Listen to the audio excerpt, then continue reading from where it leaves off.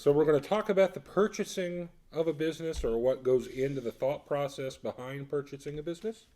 Is I'm that glad the you didn't concept? say what goes into the good thought process. Well, I don't know that it's ever a good thought process. It's a thought process. So Colin asked me what I looked at when I was buying a business.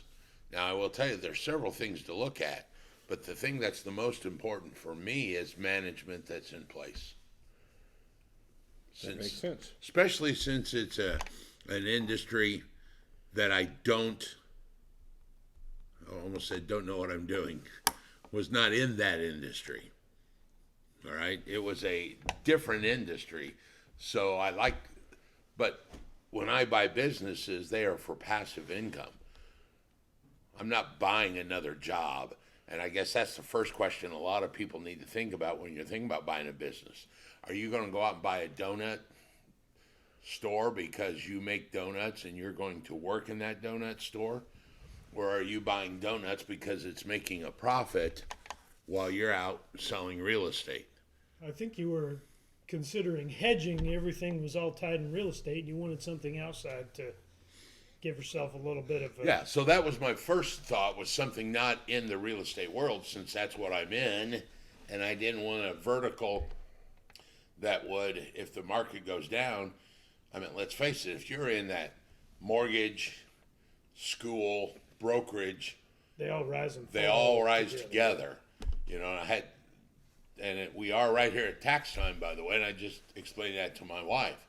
You know, when one goes down, the other is going to go down. Yeah. So that's one reason to... So I Buy a looked for business? something outside of that industry specifically for that reason. I did not look for a hair salon specifically, but I looked for something outside of the real estate world. It correlates a little bit. It's kind of a landlord situation. Yeah. In the Well, end. the way that this one is established, there's two ways to run it. You can run it either like a split, like real estate world, or you can run what they call booth rent. In my particular one, it's booth rent. So I looked at it like an 8-unit apartment complex because I don't provide anything but the rent and the electric. If you are doing a split kind of hair salon, like you see Bo Ricks or any of those where they get a percentage, then I have to have someone there that's monitoring their percentage, make sure they don't cut hair for cash without claiming it. So I have heard there's a lot more money in the split design, but there's a lot more cost. Mm-hmm. So it's virtually hands off in this sort of method. The other good thing is they work when they want to work.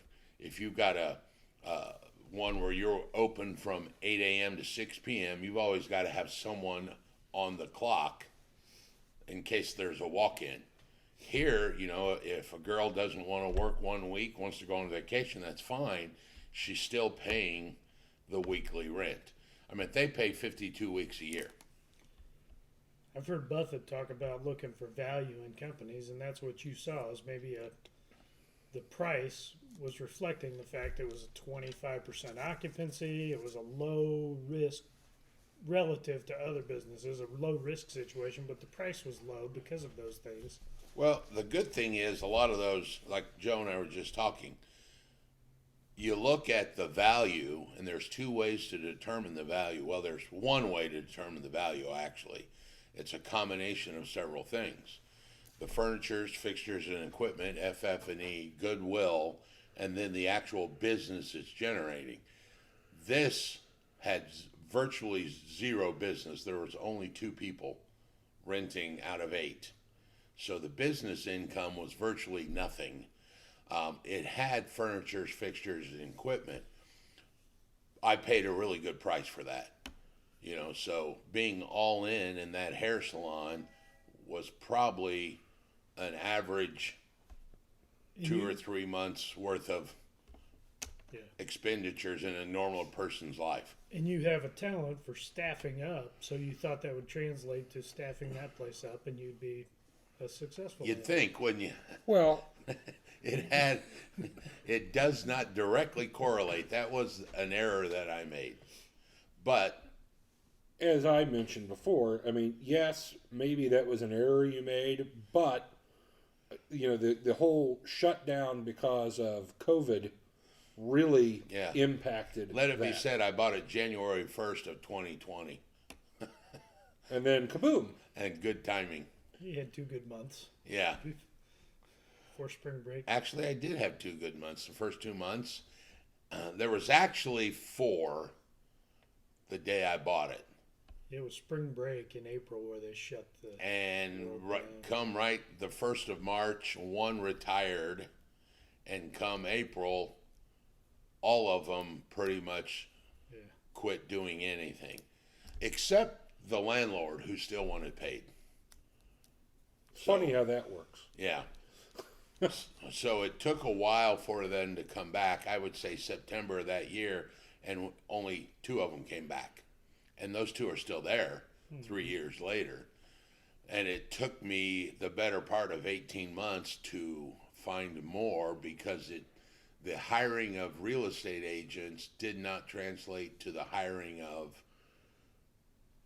hairstylists because of Yeah. I claim it's the governmental control that there is zero in that industry. You mean the rules they're supposed to follow don't get enforced? Yes. Yeah. Yeah, there is nobody checking people's garage that they're cutting hair in their garage, which is where all the people went when COVID happened. Yeah. They just opened in their garage and had one person come over, cut it directly for cash, and then when the salons, quote unquote, opened back up, nobody came back because why would they now? Well, they've created their own business essentially Yeah. at that point. Which, in my guess, violated health code, and you wonder how many of those were actually truly turning in to the IRS their cash that they were Of earning. course they were. They're all. I don't wonder. So I there know was no government oversight that stopped them from doing that to force them to come back to a place where in the real estate world that can't happen because title companies won't cut checks to agents that aren't licensed working out of a brokerage. Yep.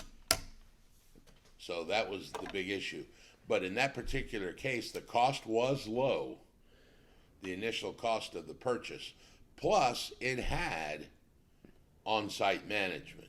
Yep. So that allowed me to not have to be there. So that's the 2 typical things I look for is, when you see those businesses for sale, there was one I saw the other day that said something about buy yourself a new job or buy yourself a better job. And that's actually true. There are a lot of people that want to buy the company so that they can be the primary worker there. But I don't want that. That's not what I'm doing. I've already got a job. Shouldn't a business generally be priced, and I say a small business generally be priced around 2 to 3 times of the net income plus some percentage for the fixtures and the inventory and whatnot? I know there's not a set number, but Yeah, two and or I three guess that's times. what I was saying when there's only one way to value. It's a combination of things. The FF&E, the goodwill, and the income it's generating. And that income usually, unless it's a tech world, is anywhere from 2 to 5 times. 5 being on the high end, obviously. But I mean, you start seeing tech companies 17 times earnings. 39 times What was the earnings. joke you said about Musk? It was trading at Yeah, it was at 60 times earnings. 60 times earnings. You realize that's 60 years just to break even. That's 2 generations of leadership if they stay 30 years each, Yeah. which is unusual. So See, that's- they're buying on the upside, hope and the whim of an upside that they're going to right, create the next rocket to Mars. which Could happen. Yeah, they're placing Theoretically, Yeah. they have. I mean, there's a lot of tech companies that are valued at billions of dollars that are making no revenue. Twitter was at one They point were losing money and Yeah. worth billions of And- dollars. because you're buying on the hope that it's going to the speculation. That is nothing what I'm into. Well, a small local business, it depends what you're buying yourself to. If you're looking for buying a lifestyle business, you're going to stand there and sell cigars all day, and that's what you want to do. Then maybe you might consider paying more because you're going to buy yourself an income, Yeah. buy yourself, so the value is always subjective, and also the situation. The seller might need to sell, then you can maybe squeeze a little bit, or they want to retire, or Well, whatever. I mean, we looked at that one cigar store where the furniture, fixtures, and equipment was $400,000 because he owned all the cigars. Yep. So I mean, we would have had to have bought those, plus the business he was doing, plus the goodwill, because and goodwill could be negative if it's a Yeah. company that's been run poorly in the past, and you try and buy it because you think you're going to turn it around. So goodwill could actually be negative. There's a lot to consider too, just in that simple example of a retail store. How long is his existing lease? Will the existing staff stay? Where are we going to have to bring new people in and gain the trust and training and all that? If that happens, how much time would we have to spend there? Yeah. A lot of things were going through my head at the time. Well, and then my cynicism kicked in a few minutes ago when I said that I feel No. like it's shocking, right? Where I feel like there's three ways. You end up a business that's not making a lot of money. You got a business that's doing okay, and you got one that is just making tons of money. I think you end up overpaying for the one that's making tons of money because that person knows what they have, and they want to make as much money as they can because they are. And then I think you end up overpaying for the one that's not making anything because it's not making anything. Anything that you're spending on it, The relative price is yeah, higher than it should be. You're overbuying for that. So you want one that's kind of in the middle, where you have room for growth, but it's stable. I would assert, though, the one that I bought that was making no money or virtually breaking even, I paid so little for it Yes.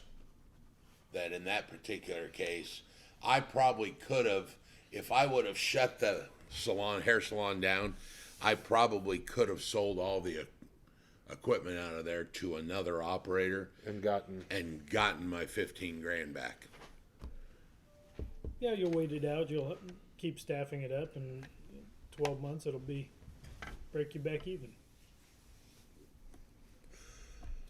But if you're buying a job, you still got to buy even a company that's making good returns. And I guess I'm going to throw tech out of the again. There's still a return on your dollar that you have to figure. If I'm spending $1 billion or $1 million on a company, if it's earning 3 or 4%, then in essence, you're only earning 3% on your money. Can you earn that somewhere else? Can you buy a bond right now at 3 or 4%? Can you give it to a money manager that will earn 3 or 4%? There's a lot of effort. You have to show up and work 8 hours to make a CD pay you 4%. Yeah, so that's the other thing you start arguing. If I'm making 4% working 40 hours a week to sell cigars, or I can take that some money and make 3% to sit at home and let a bond earn it from me, that 1% opportunity cost may not be worth it. Yeah, but Because theoretically, you could then go do something else and make money. if you need to beat inflation, that's higher than 4 then now though. So Yeah. you have to find something. I like the idea of buying a business versus starting one. I think, and I'm not saying carte blanche. I'm maybe Yeah. 60-40, but I slightly prefer the idea of buying one because I watched a family member go through a startup of a coffee shop in another state, and I mean he started off at the beginning of COVID as well, but started off with Another good timing. $400,000 or $500,000 note on the build out and a Yeah. big commitment on a lease, a 5-year lease for a company that was floundering. The company that owned the building was a floundering tech company. WeWork was the company that owned the building initially, but I watched him. I mean, basically, you're starting off 80 yards past the other end zone. You got to get just to get on the field. You got to go 80 yards. Yeah. So that was without some intervention from the COVID printing of money, he would have been in a bad spot. I think it always depends on the situation, kind of like what we were talking about on the radio show last week. There are many paths to get there, and not every situation does a certain path pan out the best. Like, for example, I mean, you're wanting to start a business, you know, being able to find someone that can help teach you how to read that map is important. So you need to start what you're doing from the ground up. Now, if you've got 3 or 4 restaurants and you want to add another couple to the portfolio, maybe it makes more sense to buy one that's established because it's all there and you're ready to just go. It just depends on the situation you're in and where you're at. I think a service-oriented business is cheaper to start. Yeah, service, it's something you can bootstrap and not have that big of a. We've looked at a couple of other online education opportunities out of state, and one of them that was in Florida, the guy was asking like 1.6 million, and we literally discussed that. You realize for half of that, I could compete against him. You know, why would I, for a service-oriented business, I could take 800 grand and buy a lot of Google AdWords to make a new online education school compete with him rather than pay for 1.6 million. Now, he was way out of his mind on the price. You know, if he was half that, then maybe it makes sense to buy Yeah. it. I mean, if they're selling it at the same cost it's going to be to start it from the ground up, then heck yeah, Well, I just got offered a real estate brokerage the other day, and the guy said for 35 grand I'd sell my brokerage, and it was him and 6 people. And I told him, I said, you know, for 0, I can compete against you. So, like, that service-oriented business, it's tough. I mean, real estate brokerages, I have heard from business guys that are business brokers say it's $1,000 a person plus the FF&E. For people that generate hundreds of thousands of commissions, they're Yeah, but here's the point. The other thing I was going to mention a moment ago, which we didn't get to, is the average lifetime value of a customer. That's something you got to figure. Pipe Puffer has a very high ARV because people go back. Real estate doesn't really have that high of a lifetime value because they buy one house. Now, it's a big ticket item, but you may not see that client again on average from 7 to 11 years. Well, and we've also talked about how much the landscape has changed. It's 20 years ago, maybe it made sense to buy a brokerage because people were, Zillow you know, didn't well, exist. it didn't, but people Well, were online tied to that. didn't exist. People That's were what I mean, tied to yeah. that brokerage. Oh, well, my dad went to this brokerage, so I'm going to use this brokerage. One of his every time. big pitch items for the 35 grand was his big copier. Oh, I got, you know, one of the big Xerox copiers that can copy so many pages of flyers Ooh, per minute. And I'm like, so? 1995 called. Yeah. Want their copier back. Well, unfortunately, this guy was probably big time in 1995 and 1985. But in 2025, his brokerage is virtually worth nothing. Yeah, I mean, you can just let him go out of business and then recruit his people. Yeah. You're in- Don't even have to let him go Yeah, out I of could business. recruit Just his recruit people his without people. even going Right. and put him out of business. Unfortunately, or fortunately, I really like the guy. Yeah, but you might buy it and they may not stay. Maybe it's That's the other. maybe because of chip. That's the other thing. How many are staying because they like Wade, versus Raymond comes in and they're like, well, I don't like him, and now I've got 0 agents. Well, and then you're also buying into a contract to continue to lease a space Yeah. that you don't need for that type of He transaction actually would anymore. make more money, literally, if he would close his brokerage and just move himself over to my brokerage and bring any of the 6 with him that could. I mean, like you said, right out of the gate, he doesn't own the building, so he would lose all that rent or gain all the money right out of the gate on the Yeah. rent, and all his technology is of no value now. Fax machines and copiers in today's world in the real estate have no value. I expect that phenomenon that we see with people with their own house. Well, my house is worth more than their. So when you're selling your business, you probably have that heart tug of Well, of course. feeling that Sure. it's Yeah, well, it's hard. Yeah, it's hard to say I've been in this office for 18 or 19 years like he has been, and now I want to sell it, and somebody tells you it's worth 5 or 6 grand. Well, I've been working all my life, and you say it's only worth this. Well, you've been I mean, Yeah. you don't have any, trademarks. You don't have any intellectual property. You don't have any furniture, fixtures, and equipment that's worth anything. All you've done is had a really good job for the last 20 yeah, years. that was a lifestyle business for you. Yeah. Well, I mean, the reality is that's what real estate is. It is a lifestyle business for the realtor because the business is the realtor. Very few have learned to make it scalable. I mean, you get into like the franchises, and if you notice, all those are publicly owned. I mean, Century 21 and ERA and Caldwell Banker and EXP. Don't you think the successful ones in our industries, though, doesn't really even matter what shingle is behind them? It's them. They make the sale. It's almost an afterthought. Like, oh, by the way, I'm now with Yeah. EXP or it doesn't really matter. It's the person's brand. There is an agent in my company that I argue this with all the time who has been pushing for standardized yard signs.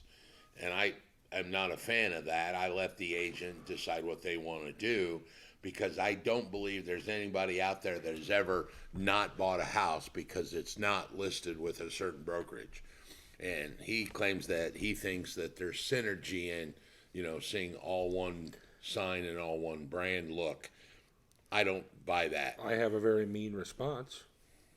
If he wants to have that synergy, there's all kinds of other places that have that synergy, and he can pay 10 Exactly times what I he's told paying him. I right said, now. when you start your own company, pick that sign and make them all use that sign.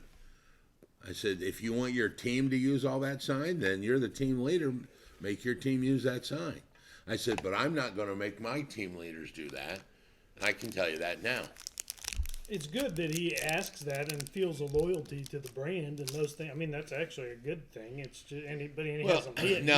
He doesn't leave. I do want to say for the people out there, our logos are on all the signs because that's state law. Yep. He just likes the idea of all being the same vertical sign. He likes the black. He thinks it looks exclusive.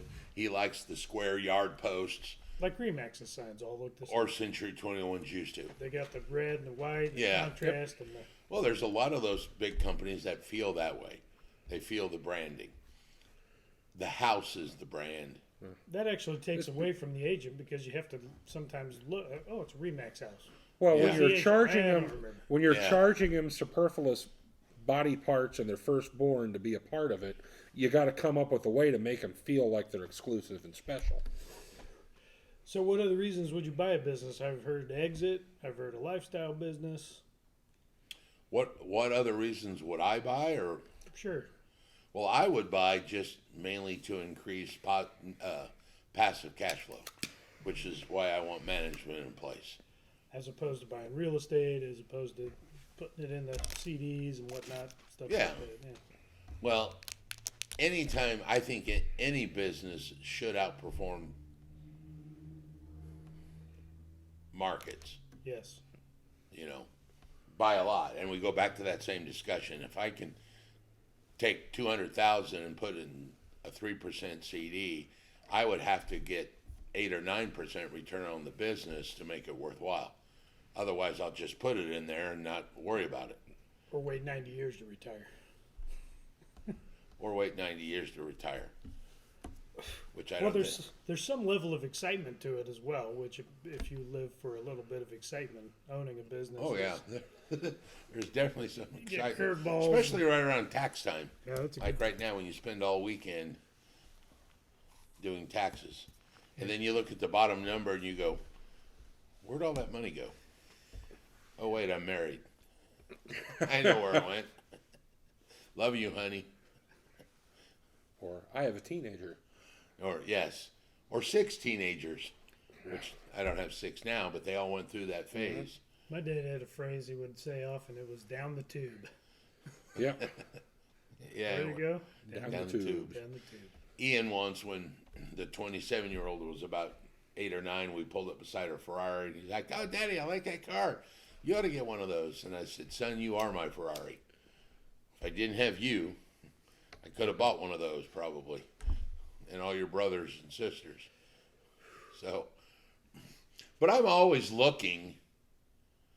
I think there comes a time that I have found myself now, even with management in place, you start trying to run 6 businesses, even with managers in place, because managers call and go, oh, hey, there's people parking in our parking spots, or the trash dumpster We didn't need get paper empty. towels. Yeah, we're out of stuff, out of cleaning supplies. So just like real estate, if you own 20 real investment properties, eventually, Eventually, you're going to need a manager to manage the managers. yeah.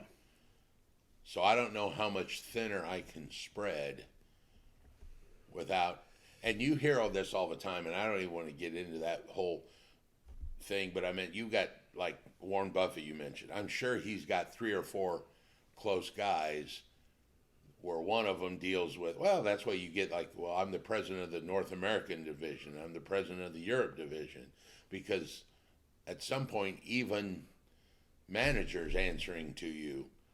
If you've got like him, 50 or 75 businesses, Yeah. you know, you're going to need somebody. Okay, you take these 7 and you take those 7, and I just want to talk to you about your 7. Or somebody might, this one might be enough for more than one person. Yeah, Our money managing good friend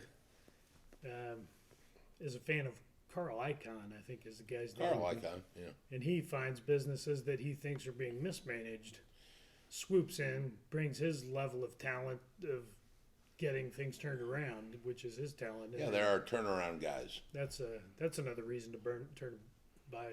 There are businesses that way up the level from us, and the whole movie Pretty Woman was based on it. Guys that buy businesses and break them up and sell them in parts Yeah. to make more money. That's a whole other level, because now Gordon you're Gekko. buying corporations that have multiple brands, you know, and where you could buy 5 or 6 brands and spin one brand off and make more money. Well, let me ask you a hypothetical, both. If you were starting life off again at 25 in this year, 2023, what kind of business would you be interested in? Do real estate? It would definitely be a tech business. Yeah. It would be an information business.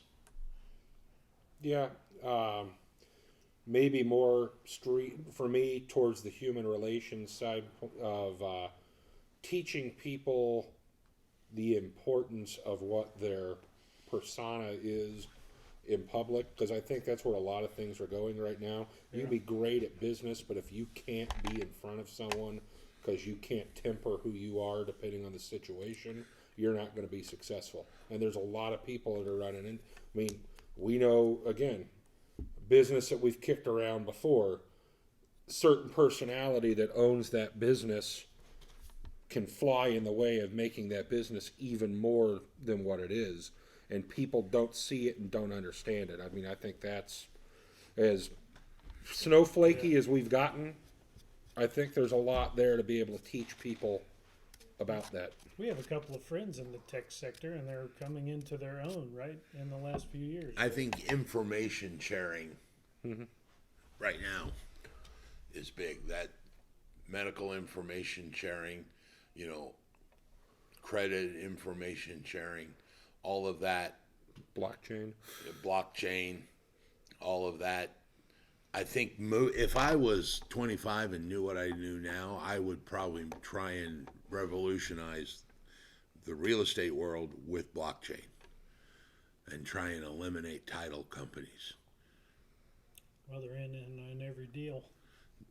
Yeah, but why is a title company there? It's insurance, yeah. Yeah, but truly think about what they do. They are a third-party, disinterested, franchised person because I don't trust the seller to actually owns the property, so I have to buy an insurance policy to cover that. If there was a way to get all those homes on the blockchain where there was now no question any longer, Oh, I get it. and I you love could the use idea. smart contracts to drop the money in and the deed gets transferred to you, there's no need for a title company.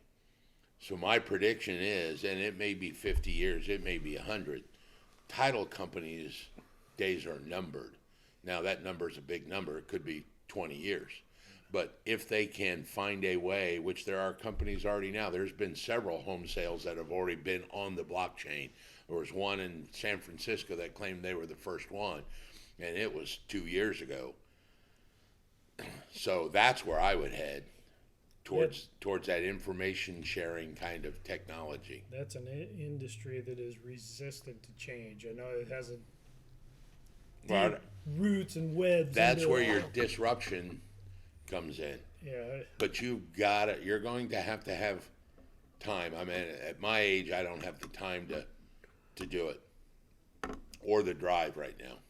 well, I don't know when streaming music came out, but CDs lasted a hell of a long, you look at it in the span of technology, and 10 or 20 years is not a big time frame, but streaming music came out with that CDs didn't last hardly at all.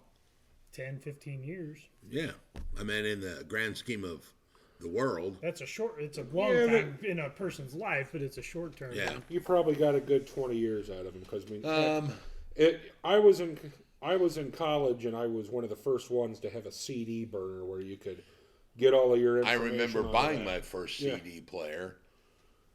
But when Napster came out, CDs knew their day was numbered. Yeah. Yeah. But it was still 10 or 15. That's what I Well- was trying Well, to and say. yeah. Look at what happened with Netflix.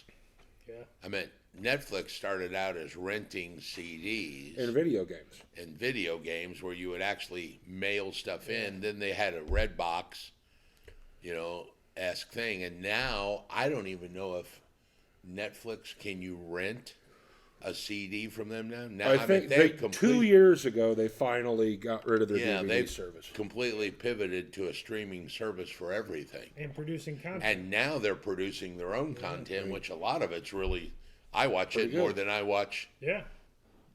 normal TV. Well, I mean, I've got 2 Blu-ray players at home. I can't remember the last time I physically put a disc in I to don't- watch anything. I don't even have a CD player at the house. I couldn't play a CD. If I Now, did. shockingly, my truck has a CD player. Don't know why. My daughter wants to nail CDs to the wall as a decoration, put the backside of them up. That's probably about what they're worth now. Yeah. So, Like those penny floors. Cost you $1 a square foot. So it's not so simple buying a business to wrap this up. well, the other There's a lot to problem consider. that we didn't even talk about is, I mean, if you're making a return of 8 or 9%, and all of a sudden you have to borrow money to buy that, now you're looking at, hey, I got to borrow at 6 or 7, and I'm making 8 and 9. You need to be making 15 to make Yeah. this worthwhile. So unless you're buying all cash, we just looked at a business the other day where it was a property. Yeah. But it was the same thing. Same concept. He was so high on his price that even at that number, I would have had to have borrowed money, and the interest rate to borrow money was virtually the same as the return. So I've been losing money. The only person that would have been a potential buyer is an all-cash buyer that wants to earn 7% on their money. And I don't know, is 7% enough? To own a building with multiple tenants? No, because I think you could very easily get in a trick bag real quick at Yeah. 7%. Unless everything else is going down, then it's good to make 7%. Well, I don't think 7% is enough. Not for the overhead. I quoted him a price at 9, and I felt bad because I think it should have been 11%, which would have brought his valuation down to under $1 million, which I think is what he paid less than what he paid for it. Yeah, but it has to make sense for the buyer. Yeah. So- Well, that's why I don't own the building now, because it didn't make sense. I mean, it didn't take but about 2 minutes at his valuation to go, and I even told him, sorry, I'm not your buyer. Good luck. Have a good day. And he kept waiting for me to, well, okay,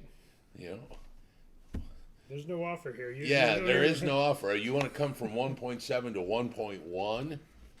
Then maybe I would at least think about it, but it really needed to be at about 900. Even at that low number, Yeah, it's still an iffy decision. yeah. Yeah.